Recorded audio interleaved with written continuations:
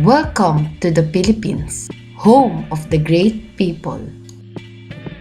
Noong Hunyo 12, 1898, unang iwinagayway ang bandila ng Pilipinas sa Kawit, Cavite bilang hudyat ng kalayaan. Ang Pilipinas ay bansang maipagmamalaki. Ang mga Pilipino ay maituturing na makabayan.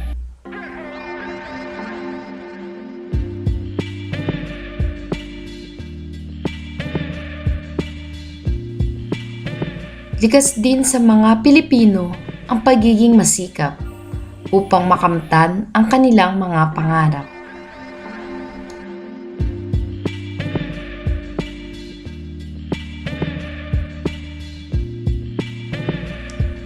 Ang mga Pilipino ay makadiyos rin. Lubos ang kanilang pagtitiwala na anuman ang problemang kaharapin ay malalagpasan.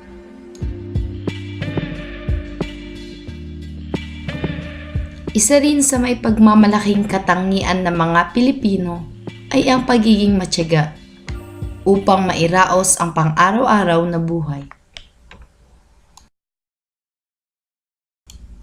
Magkakaiba man ang pisikal na anyo, pamamaraan ng pamumuhay, at ang lugar na kinalakihan, likas sa Pilipino ang pagmamahal at pagkakaisa. Ito ay ilan lamang sa mga patunay na kay buti ng mga Pilipino.